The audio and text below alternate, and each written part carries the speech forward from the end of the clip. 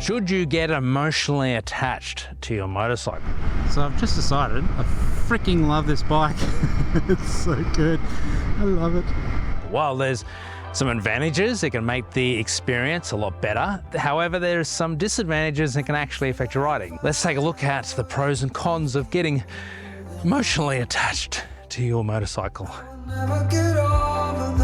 Now, of course, I'd love to hear your pros and cons about getting emotionally attached to your bike, so drop them in the comments, all that sort of stuff. Now, one of the downsides, of course, is you get too emotionally attached to the condition of your motorcycle, and then you start riding in a way where you never ever want to drop it and you never ever want anything bad to happen.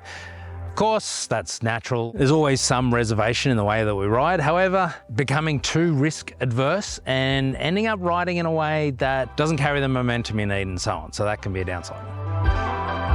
You're spending a lot of time with the bike, so you tend to get to know it pretty well, and you can tell when it's not as happy as it normally is. So there's a big advantage to getting attached. Of course, another downside is you can just end up with too many motorcycles. Is that a disadvantage or is that an advantage? Even though you probably have 4 sitting in the garage and there's one that you never ever ride, you'll always find reasons for needing to keep it. Gonna miss it? Yes, very much so. You know, it's always good to have a spare. One day you might change jobs. What if you start commuting? And so I guess the advantage is you exercise that creative muscle in your mind. Now, you probably know that you've become too emotionally attached to your motorcycle when you start projecting feelings onto it with too much empathy and saying, she's not having a good day today, she's a little grumpy. Got out of the bed on the wrong side of the garage today, didn't we? Yeah, that's probably alarm bells start to go off about then. Another advantage is, of course, if you fall in love with your motorcycle, you want to go and do more riding, and there is nothing wrong with that. And if you can't figure out places to go riding, then of course, that's where you jump on MotoRides.com.au.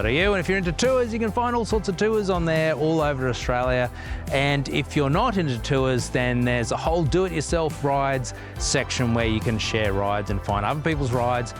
Not just a GPX file floating in the middle of internet space, but actually with photos and videos so you can see what's there. So if you've got GPX files you want to share, make sure you jump on to MotoRides.com.au and share those rides with others. If you name your motorcycle like, I don't know, Sally or Freddie or something like that, then, Lance looking at you, then maybe you're getting a little too emotionally attached. But, you know, with that comes great memories. All right, and then on to the number one reason why getting emotionally attached to your motorcycle is actually a really good thing. It's because you get so much more out of the adventure. Doing the adventure with your bike and having gone on all those journeys and trips and been to places with that bike that you and that bike did together, it means the more travel that you do in the future, the more you'll love it and the more you get from it because you did it together. I'm running a poll on the website, motorides.com.au. Jump on there, you'll find it on the homepage. What do you think? So my vote is yes, you should get emotionally attached to your motorcycle. However, there are a balance of what is good and what is getting a little weird. So, you know, find that nice balance.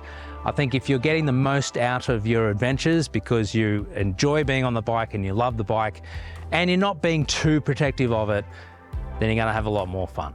All right, have fun, be safe, see you out there.